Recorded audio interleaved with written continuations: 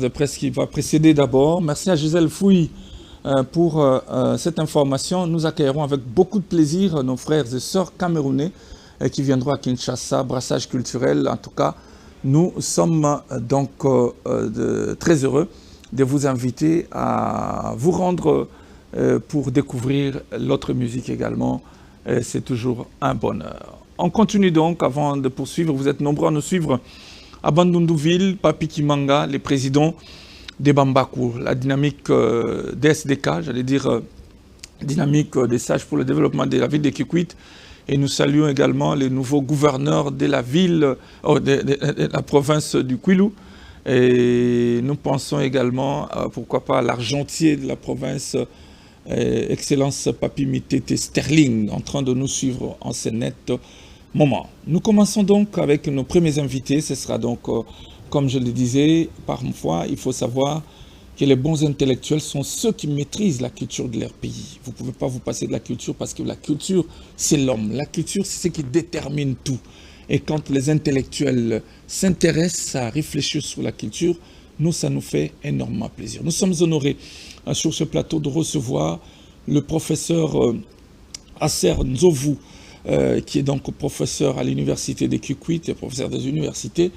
Il est avocat aujourd'hui, écrivain de son état. Il nous amène donc un ouvrage qu'il vient annoncer quand le droit se met en musique. Et auteur de plusieurs ouvrages, nous en découvrirons quelques-uns tout à l'heure. Nous le recevons après ceci et c'est à l'honneur. Rencontre.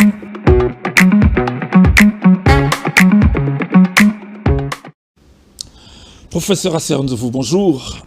Bonjour, monsieur le journaliste. Vous allez bien?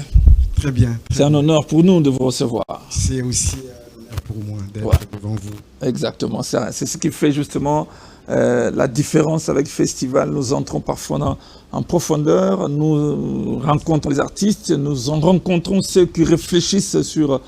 C'est le cas d'ailleurs avec ce que nous avons fait dernièrement à Brazzaville avec Rumba Jungle de l'honorable Ferréol Gassakis qui réfléchissait sur le rayonnement de la rumba, patrimoine immatériel de l'humanité, mais qu'est-ce que nous en faisons, qu'est-ce que nous devons faire pour pérenniser ces titres. Alors, nous vous recevons pas en tant qu'avocat, mais plutôt en tant que écrivain. Vous avez écrit plusieurs ouvrages, je constate, mais là, ce qui nous intéresse, c'est le tout dernier que vous annoncez, quand le droit se met en musique.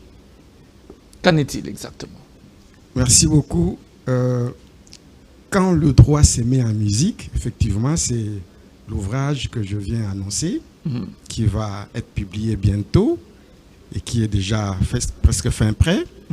Alors, cet ouvrage est un peu atypique parce que il met en présence la science juridique et la musique. Alors ça, il faut rappeler que le droit n'est pas qu'une science seulement. Le droit, c'est aussi un art. Et donc, le juriste parle de l'hybridisme du droit.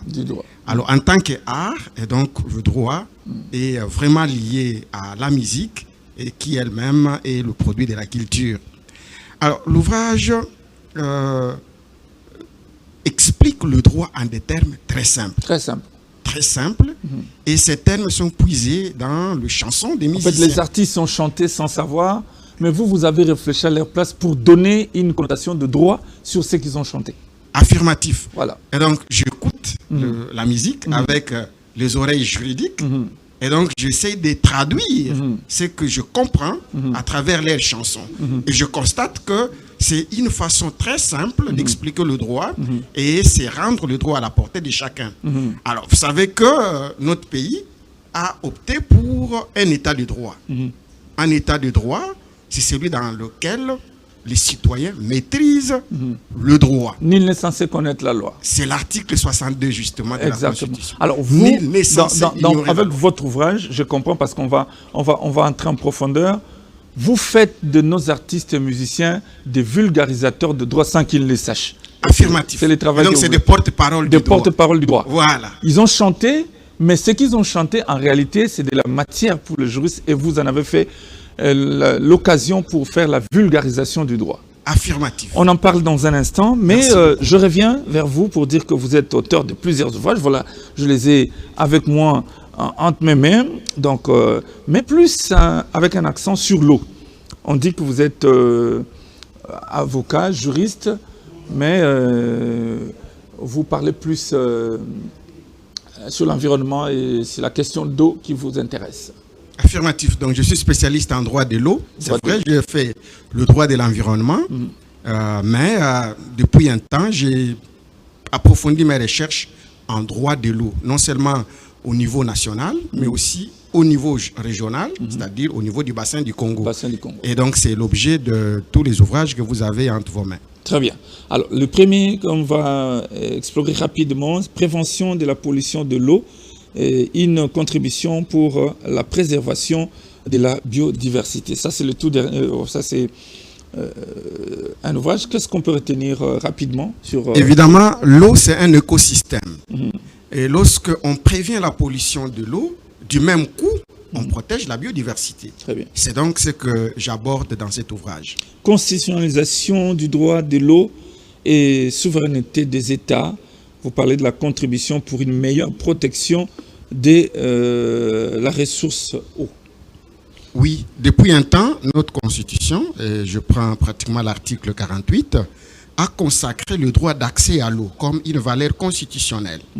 Et donc, cette consécration, c'est ce que je présente.